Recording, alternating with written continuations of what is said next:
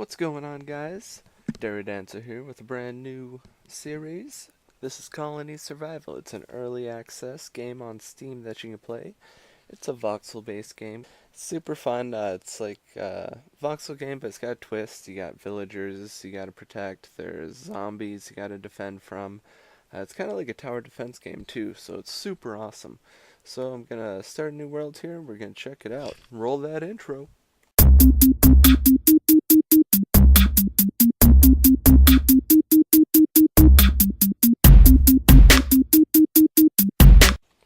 Here we are, we're inside the game. As you can see, it's very voxel-like, similar to Minecraft and other games in the genre. This one's got a cool twist, though. Like I was saying, there's zombies that you have to defend from, and there's villagers that you can hire, which each villager has a different job. You can see up in the top right there, I've got a food supply of 450. Every day, as I hire more villagers, it'll cost more and more food to feed my colony. And so having food will be important. So we're going to want to get some farmers down pretty much right away. But I'm going to look around a little bit. I don't really like the spawn area we spawned in. I'm going to try to find a new spot to kind of start our colony in. And I'll see you soon. Found a nice flat area. It's pretty large. It goes way back there. It goes kind of up over this way. There's another little flat area over that way. So should have plenty of room for building as the series goes on. You can see these blocks right here.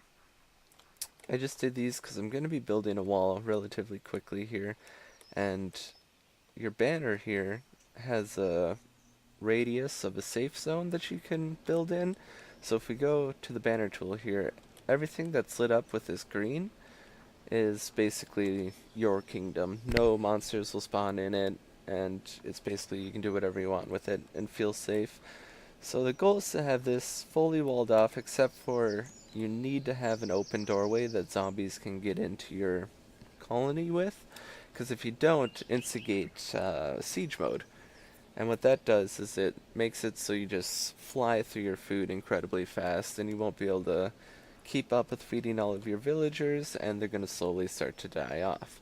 So you're going to want to make sure you have at least one opening that goes in, and then you can just kind of set up all of your guards to defend that one area, which isn't as easy as it always sounds. So it looks like it's going to be about nighttime. I think I'm just going to cut down a bunch of these trees, start working on a simple wall around the colony here. I forgot to mention too, no zombies will spawn until you hire your first villager. So if you have this down, it doesn't matter, they're not going to start spawning to try and take it out. It's only until you get your first villagers. So I always recommend taking this time, do as much farming as you feel like doing before you get started. Like I'll usually get probably about 100 stone, a couple more copper, just kind of get a decent base. If you press tab, it'll open up your colony's stockpile. So this shows everything that's in your stockpile, and this is your hotbar. So I cannot use any of these things until I move it to my hotbar. So you can see now I have 192 planks, and I can craft these things only from what's in my hotbar here. The rest of the stockpile, all of your villagers will start to use. So like if I hire a lumberjack, he's going to be needing this bronze axe to cut down his trees as he grows them. If I hire a miner, he's going to need these pickaxes to do his job underground. So it's always good to think about what you need and how fast you're going to need it. So I'm going to do some farming, get some wood, all that good stuff. As you can see, I got a very basic outpost set up now. I got the wooden wall all the way around, and I've got my beautiful gate here. Actually, let's go ahead and knock this out. Yeah, that'll make it... Actually, we'll just do that. Yeah, that'll make it look a little bit better. Kind of looks like they're floating now, but... I don't know. I liked it the way it was. There we go, much better. Now, we've got our flag down. I made a couple of beds back here, and the way you make beds is you take some of these copper nails, which I need to make a couple more, so come here. Give me. There we go. Oh, double click. Haha. So you gotta make some copper nails. I think it takes 6, and then you need to get some of this straw, which you get from harvesting wheat and all that later in the game. So, you got to be careful with how many villagers and jobs you're making to begin with, because straw will get hard to find at first, but ridiculously easy to farm after you get that going. So we got 4 beds here.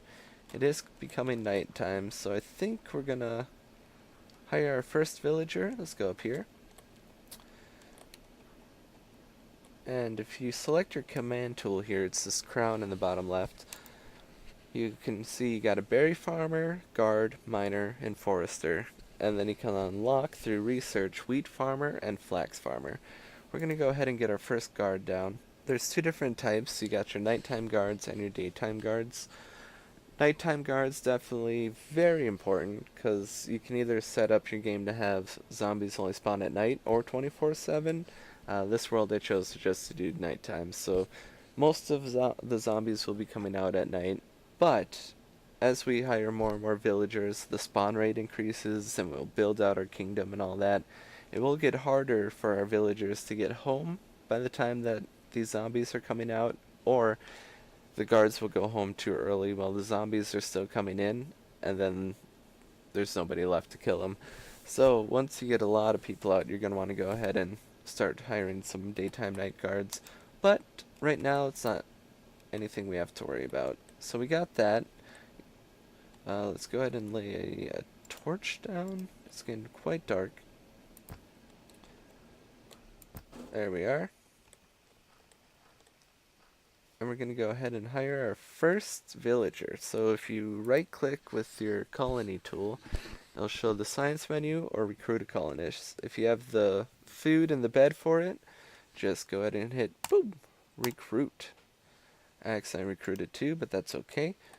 We're going to get a farm going first thing in the morning anyways. Actually, we'll get that set up right now. So if we come back over here, let's lay a couple more torches down.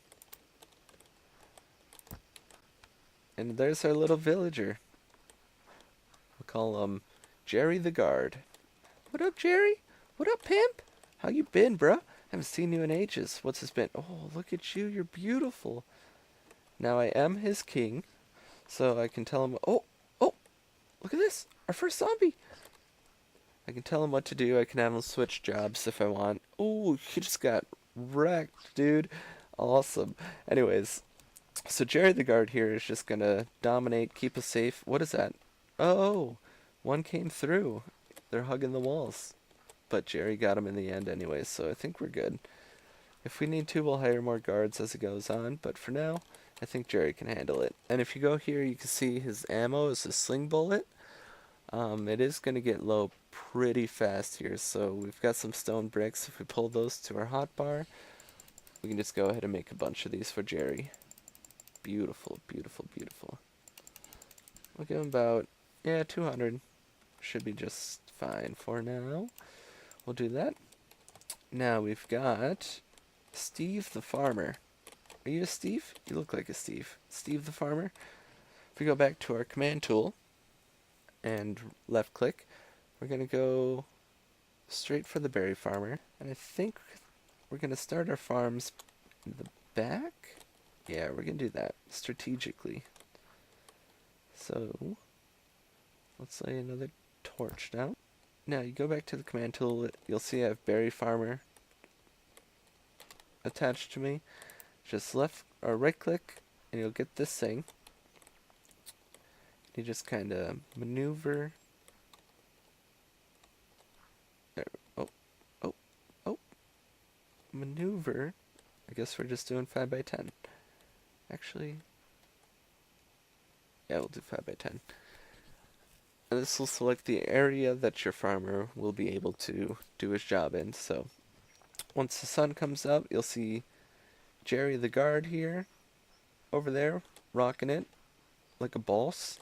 And here we go, Steve the Berry Farmer, coming on over to do his job. And we made those crates earlier. What you're going to want to do so that you're not wasting a ton of Jerry's time is set this down right next to where he's working, because that means he'll be able to plant all of his berries. When he runs out of seeds, he can just come here, grab some, go right back to working. As he harvests the berries, he can just harvest them, deposit them, go right back to working. So really good. If I had it all the way over here by where they're sleeping, it's going to take him a couple of seconds to walk over here and then back. And he does that numerous times every day cycle. So just keeping it close by is going to save you a ton of time.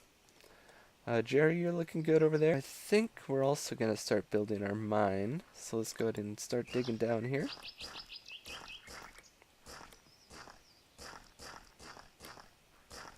Beautiful. I love the textures on this game too. So we hit stone. That's a great sign.